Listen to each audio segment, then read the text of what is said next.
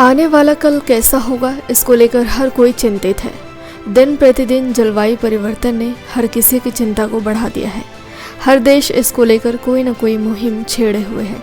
लेकिन क्या सच में इस विषय पर कुछ काम हो रहा है या इसमें हमारी भी कुछ खुद की जिम्मेदारियां बनती हैं? इसको लेकर Shaheed Rajpal DAV public school, Dayanand Vihar और इंद्रप्रस्थ विज्ञान भारती के सौजन्य से विद्यार्थी विज्ञान मंथन का आयोजन किया गया। इस कार्यक्रम में जलवायु परिवर्तन और सौर ऊर्जा पर देश विदेश में अपने रिसर्च कर रहे भारतीय प्रौद्योगिकी संस्थान के प्रोफेसर चेतन सिंह सोलंकी मुख्य वक्ता के रूप में शामिल हुए। उनके द्वारा सौर ऊर्जा क्षेत्र में किए गए कार्यों के कारण उन्हें the solar man of India के नाम से जाना जाता है। उन्होंने भारत को स्थायी सौर ऊर्जा में एक वैश्विक नेतृत्वकर्ता के रूप में स्थापित करने का लक्ष्य रखा है। सौर ऊर्जा की प्रभावशीलता को प्रदर्शित करते हुए भारतीय नागरिकों को स्थायी रूप से जीवन यापन करने के लिए प्रेरित किया और इसी उद्देश्य से प्रोफेसर सोलंकी ने ऊर्जा स्वराज यात्रा प्रारंभ की। सोलंकी ने छात्रों और भारतीय नागरिकों में सौर ऊर्जा के प्रति जन चेतना के लिए अपनी स्वेच्छा से सौर बस के माध्यम से 10 वर्षों में भारत के सभी राज्यों में भ्रमण करने का संकल्प लिया है। प्रोफेसर चेतन अब तक 30 से ज़्यादा देशों की यात्रा अपने इस मुहिम के माध्यम से जरिए कर चुके हैं। शहीद राजपाल DAV पब्लिक स्कूल में इस कार्यक्रम में 35 से ज़्यादा स्कूल के बच्चों ने भाग लिया। इस दौरान बच्चों को संबोधित करते हुए और अपने वक्तव्य में प्रोफेसर चेतन ने कहा कि आज जलवायु में हो रहे परिवर्तन की वजह हम नहीं बल्कि मैं हूँ। हमें ये सोचना होगा कि अपने किए को इंसानों की गलती ना कहकर मेरी खुद की कमी बताकर खुद में सुधार करना होगा। साथ ही उन्होंने बच्चों से अपील की कि उन्हें अपनी कोई चीज़ों में सुधार करना होगा, जैसे मोबाइल, फ्रिज, AC, इन चीज़ों का आदी ना होकर अपनी ज़रूरतों को कम करना होगा। Healthy life, you need air quality index less than 50. Air quality index in most cities are 150, 200, 300, 500. In last winter, some of the area in Delhi, the air quality index went to 999. You know why? Because there is no index beyond 999. That's what is happening. So the nature that nurtures our life itself is degrading. What is the whole point in increasing GDP? What is the whole point in increasing science? What is the whole point in increasing technology? जिसके बिना जी नहीं सकते, हवा के बिना, पानी के बिना, मिट्टी के बिना, कंप्यूटर के बिना जी सकते, मोबाइल फोन के बिना भी जी सकते, बिना बिल्डिंग के भी जी सकते, बिना कपड़ों के भी जी सकते, बिना श्वास लिए नहीं जी सकते. But look what we are doing. Who has degraded this nature? Humans. Very nice. Whenever I ask this question, all intelligent people, smart people, when I ask who is degrading the nature, they say, humans are doing, I am not doing it. Then I have to say, hello, wake up, you are the human being. Who is enjoying the fan right now? Not we, you as an individual. You are doing it. Who is using the vehicle? You are doing it. Who is using mobile phone? You are doing it. You are wearing clothes. You are eating food. So who is degrading the nature? Not us. I.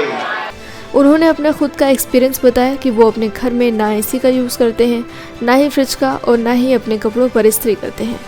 इस कार्यक्रम की अध्यक्षता doctor NK Oberoi, उपाध्यक्ष DAV प्रबंधकर्ती समिति, madam Mita has done everything which I wanted to do. I am really honored to be sitting along with such eminent people. A simple teacher teaching for last 4 decades in the classroom. और doctor Jayant, राष्ट्रीय आयोजक सचिव विज्ञान भारती, मुख्य अतिथि रहे। केवल उदाहरण बताता हूँ, उसके संदर्भ में फिर मेरे विषय के बारे में कुछ जानकारी रखूंगा। 1955 में अमेरिका के एक पत्रकार ने एक पुस्तक लिखा, उसका नाम उसने रखा वेस्ट मेकर्स। वेस्ट यानी WASTEMAKERS, यानी अमेरिकन समाज जो है उसके बारे में उसने लिखा we are all waste makers. और उसने कई प्रकार के उदाहरण दिए और उसने कहा कि ये जो समस्या बन रही है उससे निकलना बड़ा कठिन है। और उसके अंत में उस समय अमेरिका के जो राष्ट्राध्यक्ष थे उनका उन्होंने एक पत्रकार वार्ता में जो उन्होंने कथन किया था उसको बताया। उसको ठीक समझना चाहिए, इसलिए कि उसको समझेंगे तो हम जिस समस्या की ओर बढ़ रहे हैं वहां जाने से अपने आप को रोक पाएंगे। इनके साथ ही इस कार्यक्रम में डॉक्टर अरविंद सी रानाडे, राष्ट्रीय संयोजक जनरल विद्यार्थी विज्ञान मंथन, प्रोफेसर पुनीत मिश्रा, अध्यक्ष इंद्रप्रस्थ विज्ञान भारती, डॉक्टर मयूरी दत्ता, राष्ट्रीय समन्वयक रजी और आउटरीच विद्यार्थी विज्ञान मंथन शामिल हुए। कार्यक्रम के संबंध में विद्यालय की प्रधानाचार्य वनिता कपूर ने अपने विचार प्रस्तुत करते हुए कहा कि निश्चित रूप से ये सत्र अत्यंत गंभीर और जलवायु परिवर्तनों से हो रहे विनाशकारी परिणामों से अवगत करने और एवं सौर ऊर्जा के उपयोग और संरक्षण में छात्रों को प्रेरित करेगा। सर, आज जो विद्यार्थी विज्ञान परिषद का मंथन हुआ है यहाँ पे, उसके बारे में क्या कहना चाहेंगे?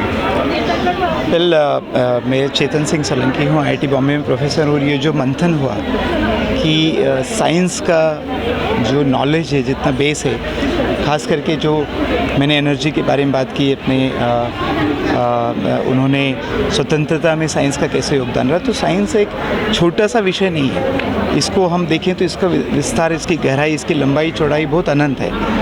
एक तरफ तो हम जो एनर्जी का उपयोग करते हैं जिसके कारण क्लाइमेट चेंज हो रहा है, उसको भी समझना ज़रूरी है। हमारा जो पुराना इतिहास रहा है, कैसे विज्ञान का योगदान है, उसको समझना ज़रूरी है। और आज के बच्चों को, यंग बच्चों को ये समझना ज़रूरी है कि क्यों हमें इसको समझना चाहिए और इसका जो इनडायरेक्टली जो प्रभाव होता है हमारे जीवन में, उसको समझना ज़रूरी है। खास करके जिस एनर्जी का उपयोग करके क्लाइमेट चेंज हुआ है, तो कैसे हमें इस एनर्जी को छोड़ के, जो कि कोयला, पेट्रोल, डीजल, कार्बन वाली, उसको छोड़ के सोलर एनर्जी पे 100% जाने की ज़रूरत है, ताकि ये जो इतना बड़ा क्लाइमेट चेंज जो हो चुका है धरती पर, जो हम सब करते हैं, ये बच्चों को भी समझने की ज़रूरत है कि हम जब एनर्जी का उपयोग करते हैं, मटेरियल का उपयोग करते हैं, तो क्लाइमेट चेंज करते हैं। तो सबको इसमें भागीदार बनना पड़ेगा और समझना पड़ेगा साइंस के माध्यम से कि कैसे हम कंट्रीब्यूट कर सकते हैं इसको ठीक करने के लिए। सर, आज की जनरेशन है वो एक नए युग में जी रही है। सब बच्चे के हाथ में स्मार्टफोन है, AC के बिना कोई नहीं रह पाता। आपने खुद अपना एग्जांपल दिया कि आप इन सब चीज़ों से दूर रहते हैं, तो कैसे इस माइंडसेट को अलग किया जा सकता है? क्योंकि आजकल ये माइंडसेट हम लोग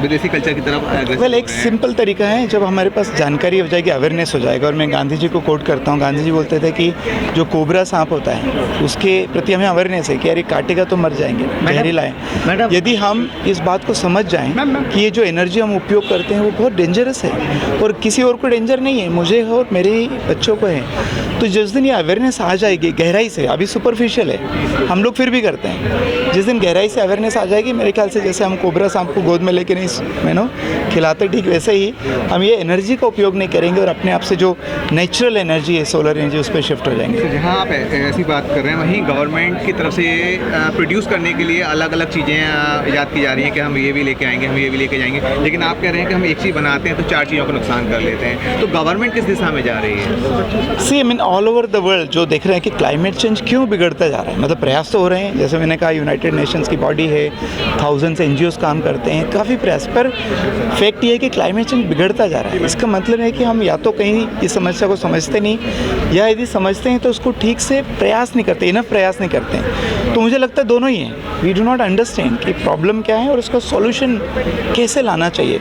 और जो नेचर के नियम है, जैसे मैं हमेशा उदाहरण देता हूँ कि जो पीपल का पेड़ है, आम का पेड़ है, कितना भी पुराना हो जाए उसकी हाइट एक लेवल से ज़्यादा नहीं पड़ेगी।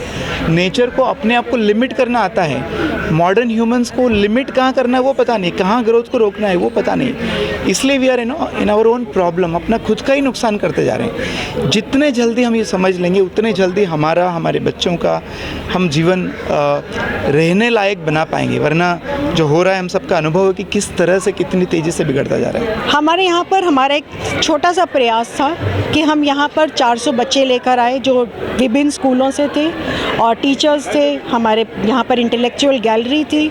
हमारा ये प्रयास था कि सबके अंदर एक लॉ जागे कि हमें जिम्मेदारी लेनी है।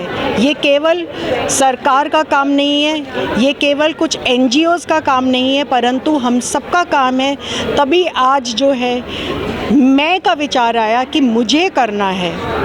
हमें किसी और के प्रति नहीं देखना, मुझे करना है, और ये आत्मसात होना बहुत ज़रूरी है। सरकार अपने प्रयास कर रही है, सब NGOs प्रयास कर रहे हैं, सोलंकी जी बहुत प्रयास कर रहे हैं, लेकिन अब समय आ गया कि जब हर एक जागरूक व्यक्ति को आगे खड़े होकर ये प्रयास करना है कि हमें बदलाव लेकर आना है, और वो बदलाव मुझसे शुरू होगा।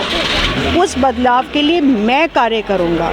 मैम, जैसे सोलंकी जी ने बताया कि हर चीज़ एक जो हम ईजाद कर रहे हैं उसके कहीं ना कहीं काफ़ी नुकसान है, तो आने वाली जो जनरेशन चल रही है, आपके स्कूल में बच्चे पढ़ रहे हैं, उनके लिए आपने कुछ एक्स्ट्रा इस तरीके का सेशन क्लासेस वगैरह अरेंज कराएं डेली बेसिस? हमारे बिल्कुल, हमारे विद्यालय में एक इको क्लब है, वो इको क्लब हमारा 1990s से चल रहा है, और बच्चे उसमें प्लांटेशन ड्राइव्स करते हैं, रिसाइकलिंग ऑफ वेस्ट मटेरियल करते हैं, plastic, we believe in no plastic, and जो हमारे विद्यार्थी हैं वो हर तरफ से कोशिश करते हैं कि हमारे कैंपस में ज़ीरो गार्बेज हो, जिससे कि हम इस तरह के जो वेस्ट प्रोडक्ट्स हैं वो हम जनरेट ही ना करें।